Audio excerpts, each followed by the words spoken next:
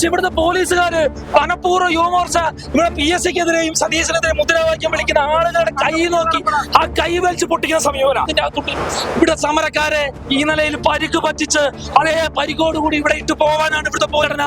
ഒരു സമരം നടത്തുമ്പോ ആ സമരത്തിന് വേണ്ട പ്രോട്ടോകോളാണ് ഒരു ആംബുലൻസ് തയ്യാറാക്കിയത്. ആ സാമാന്യ മര്യാദ പോലീസിന്റെ ഭാഗത്ത് ഉണ്ടായിട്ടില്ല. പരിക്ക് പറ്റിയ ആളുകൾ ഇവിടെ കിടന്നോട്ടെ, ചോര ഒലിക്കുന്ന ആൾ ഇവിടെ ചോര ഒലിപ്പിച്ച് കിടന്നോട്ടെ എന്നുള്ള സമീപനമാണ് ഇവിടുത്തെ പോലീസിന്റെ ഭാഗത്ത് ഉണ്ടായിരിക്കുന്നത്.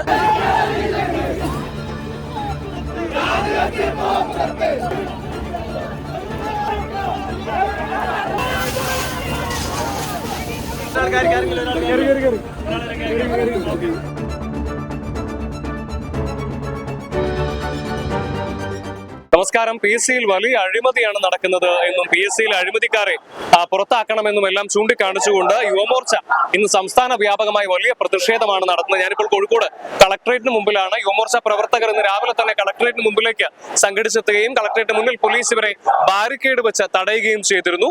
പിന്നാലെ യുവമോർച്ച പ്രവർത്തകർ കൂടുതൽ ശക്തമായ പ്രതിഷേധവുമായി ബാരിക്കേഡ് തള്ളിക്കടന്ന് പോകാൻ വേണ്ടി ശ്രമിച്ച സമയത്ത് പോലീസിന് വരുൺ അടക്കമുള്ള ഉപകരണങ്ങൾ പ്രയോഗിക്കേണ്ടി വന്നു. നിരവധി തവണ ജലപീരങ്കി പ്രവർത്തകർക്ക് നേരെ പ്രയോഗിക്കേണ്ട ഒരു സാഹചര്യം പോലീസിനുണ്ടായി. എന്നാലും പ്രവർത്തകർ പിരിഞ്ഞു പോകാൻ വേണ്ടി തയ്യാറായില്ല. വളരെ ശ്രമപ്പെട്ടു. അതിനിടെ ചിലർ പോലീസിന്റെ വാഹനത്തിന് നേരെയും ചെറിയ രീതിയിലുള്ള ഒരു സംഘർഷത്തിലേക്ക് പ്രവർത്തകർ കടക്കുന്ന ഒരു സാഹചര്യം ഉണ്ടായിരുന്നു. കോഴിക്കോട് കളക്ടറേറ്റിന് മുന്നിൽ പ്രതിഷേധം പിന്നീട് ദേശീയപാതയിലേക്ക് ഇറങ്ങുന്ന ഒരു കാഴ്ചയാണ് കാണാൻ സാധിക്കുന്നത്. ദേശീയപാതയ്ക്ക് മുന്നിലേക്ക് യുവമോർച്ച പ്രവർത്തകർ എത്തുകയും ദേശീയപാത ഉപരോധിക്കുകയും ചെയ്തു.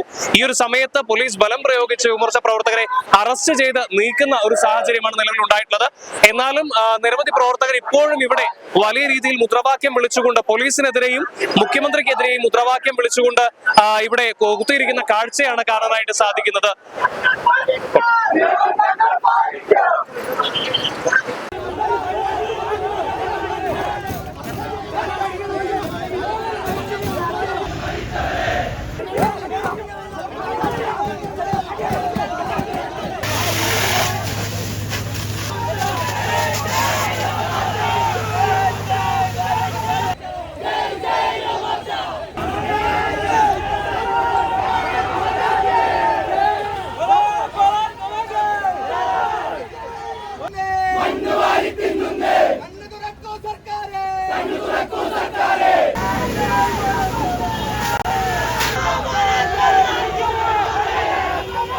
മൂന്നാമത്തത് ഫിലാഹുദ്ദീനാണ്.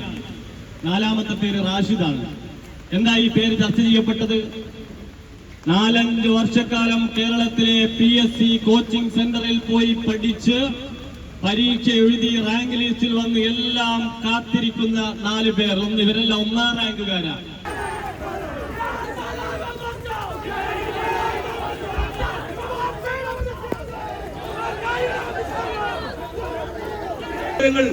ഭാരതീയ ജനതാ പാർട്ടിയുടെ നേതൃത്വത്തിലുള്ള കേന്ദ്ര ഗവൺമെന്റ് എത്ര അനുഭാവപൂർവമാണ് അത് പ്രശ്നം പരിഹരിച്ചത്. അവരുടെ പ്രശ്നങ്ങൾ കേട്ടില്ലേ നമ്മൾ? അവരുടെ പ്രശ്നങ്ങൾ കേൾക്കാൻ ബഹുമാനപ്പെട്ട ഭാരതത്തിന്റെ പ്രധാനമന്ത്രി നരേന്ദ്രമോദിയുടെ നേതൃത്വത്തിൽ ഇന്ത്യയിലെ തന്നെ ഏറ്റവും പ്രധാനപ്പെട്ട ഒരു നേതാവ്, ഒരു മന്ത്രിസഭയിലെ മന്ത്രി AP നഡ്ഡയെ തീരുമാനിച്ചില്ലേ? അദ്ദേഹം വിദ്യാർത്ഥികൾക്കിടയിലേക്ക് പോയി അവരുടെ വിദ്യാർത്ഥികളുടെ പ്രശ്നം പരിഹരിച്ചില്ലേ? അവർ പറഞ്ഞിട്ടുള്ള എല്ലാ ആവശ്യങ്ങളും ഞങ്ങൾ അംഗീകരിച്ചില്ലേ? നമ്മുടെ ഗവൺമെന്റ് അംഗീകരിച്ചില്ലേ? എവിടെയാണ് ഞങ്ങൾക്ക് പ്രശ്നമുണ്ടായിരുന്നത്?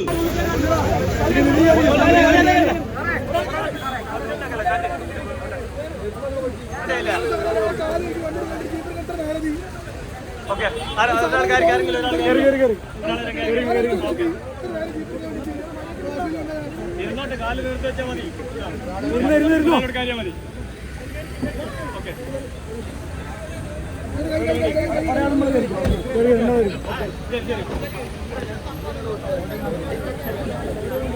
എല്ലാവരും തിരിച്ചു കൊടുക്കാം.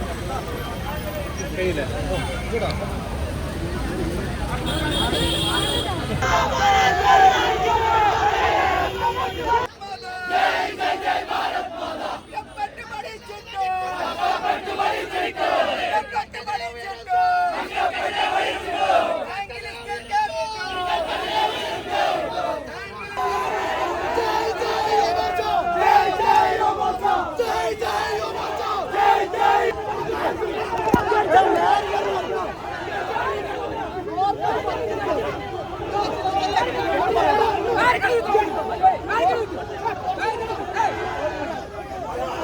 പോലീസ് സ്വാഭാവികമായിട്ടും സമരത്തിന്റെ രീതിയിലൂടെ തന്നെയാണ് യുവമോർച്ചയും സമരമായിട്ട് ഇങ്ങോട്ട് എത്തിയത്.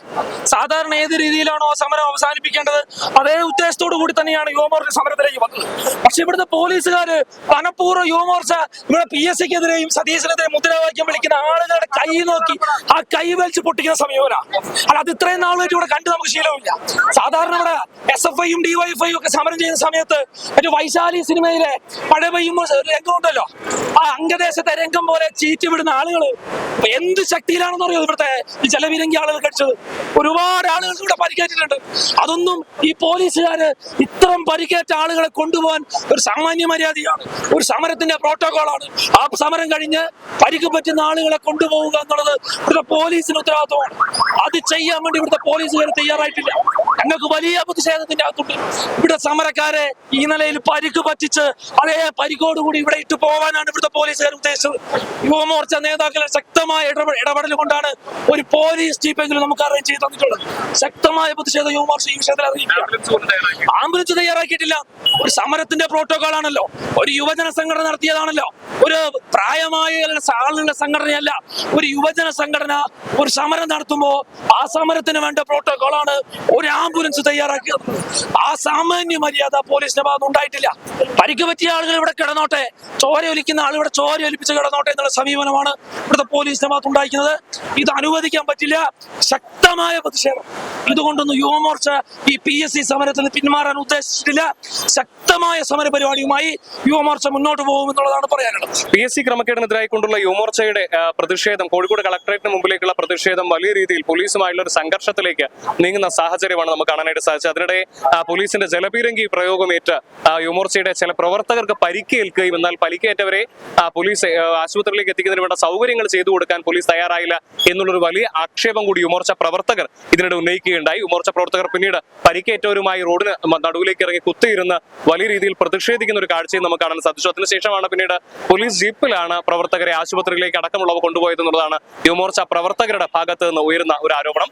ഇത്തരത്തിൽ യുവജന സംഘടനകളുടെ പ്രതിഷേധത്തിനിടയിൽ ഇത്തരത്തിൽ പരിക്കുകളോ മറ്റോ ഉണ്ടാകുന്ന സമയത്ത് അവരെ ആശുപത്രിയിൽ എത്തിക്കുന്നതിന് വേണ്ടിയുള്ള സന്നാഹങ്ങൾ പോലും പോലീസിന്റെ ഭാഗത്തുനിന്നില്ലേ എന്നുള്ള വളരെ ഗുരുതരമായ ചോദ്യമാണ് യുവമോർച്ചയുടെ നേതാക്കളും മറ്റും ഇവിടെ ചോദിക്കുന്ന ഒരു കാര്യം.